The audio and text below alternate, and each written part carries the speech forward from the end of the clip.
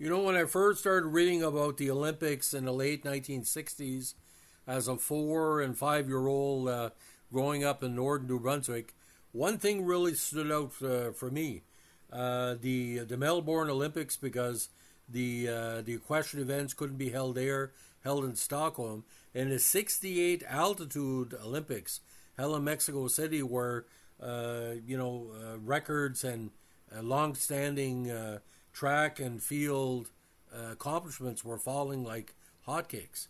And the guy that really stood for me, other than Bob Beeman, was this guy, one of the greatest track stars in American history, humble, natural, and fast, fast, fast. Has to be the great Jim Hines. 6 feet 179. If he was 6'5", he would have probably had Usain Bolt numbers. He was an American track and field athlete and had a short career in the NFL. Now, when he broke the 100-meter world record at the 68 games, it held for 15 years until Calvin Smith ran a miracle 100 in 1983.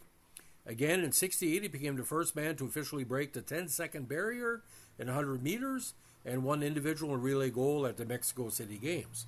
Now, born in Duma, Arkansas, he was raised in Oakland and graduated from McClymonds High School in '64. He was a baseball player in his younger years until he was spotted by track coach Jim Coleman as a running talent, and Hines became a sprinter. At his '68 U.S. national title events in Sacramento, he became the first man to break the 10-second barrier in a 100-meter race, setting a 9.9 manual timing with an electronic time of 10:03.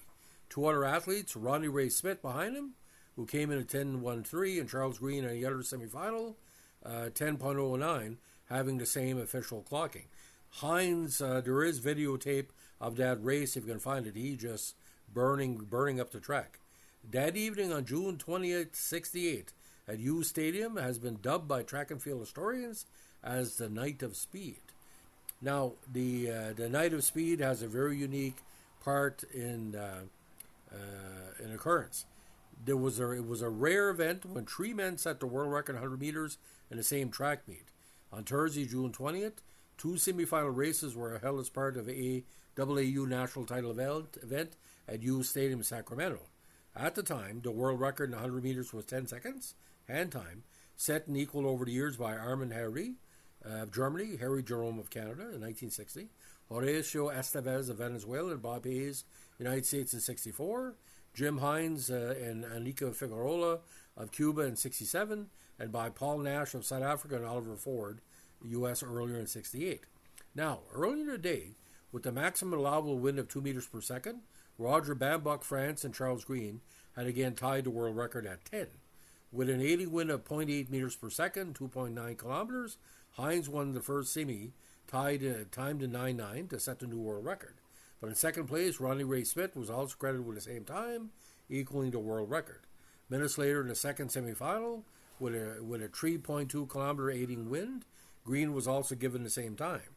As this was before the acceptance of full automatic timing, the hand times were official, each recorded by three separate hand time stopwatches. An experimental AccuTrack automatic timing device was being used for this meet. The times recorded showed Hines 10.03, Smith 10.14, and Green 10.1. Information held for the interests of future track stats people. Later that evening, Green went on to win the national title, posting a win 8 at 10.0 seconds in the final, the same time as the next five finishers: Hines, Lennox Miller, Bambrook, Smith, and Mel Pender.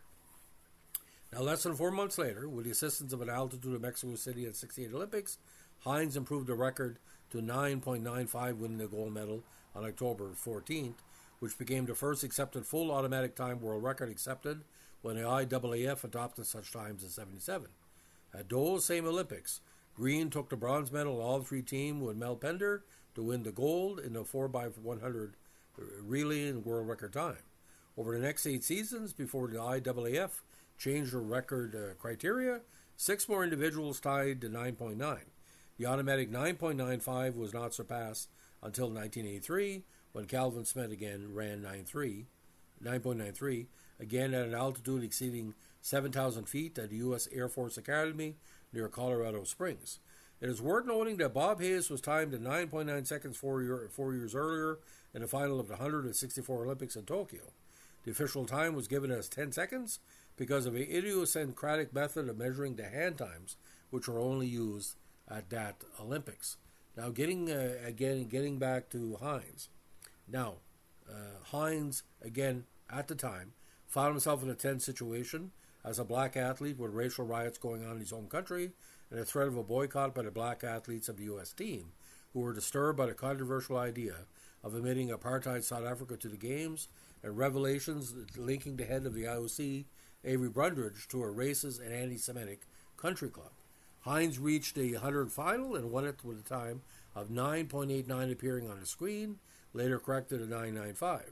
The 9.89 was taken from a light beam across the finish line, while the official photographic process used Polaroid film and took a couple of minutes to process and read. There was some controversy over how his slower appearing automatic time of 9.95 could compare to a hand-timed 9.9 world record. Hines was again recorded at 9.9 in his 9.95 race. Automatic times start instantly with the sound of the gun, while hand times include human reaction time to start to watch. It took until 77 after the Montreal Olympics before fully automatic timing was required of world records. As the fastest electronic time to that point, Hines' mark was recognized exclusively as a new world record. The race was also significant for being the third all-black podium in Olympic history. Hines also helped break another world record when his two teammates sprinted in a 4x100 relay gold at the same games. Now, Hines was eventually drafted by the Miami Dolphins, the NFL, in the 6th round of the 68 NFL-AFL draft. He spent the 68 season on the Dolphins practice squad and also played with Kansas City in 1970. So played 68, 69, and 70 in the NFL. 2 receptions, 27 receiving yards, 7 rushing yards, and 22 kick return yards. Personal bests, 9.95 in the 100 meters, but relatively, not say slow, but not as fast, 20.59 in the 200 in Bakersfield. Now, for years, Hines worked as a well-respected employee with Intercity Youth in Houston, as well as oil rigs outside the city. Now, Hines' world record remained unsurpassed again until Calvin Smith. Now, he also competed in the 100 at the 84 Masters track and field event at UCLA, eventually inducted in the Texas Sports Hall of Fame, class of 94.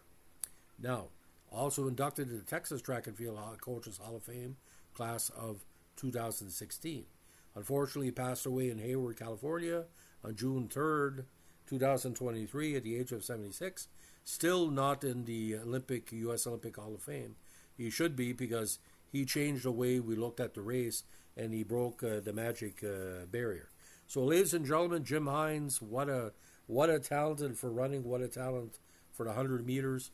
You look at that era, Bob Hayes, Harry Jerome, Hines, the various Eastern Bloc and Western Bloc countries. But Jim Hines deserves all the respect, and he should be brought up as one of the pure sprinters of the 1960s, whether it be at altitude or sea level. Tremendous runner. Thanks for listening, and don't forget, if you enjoyed the Olympics, check the various YouTubes throughout the years on the previous games. You'll be glad you did. Bye.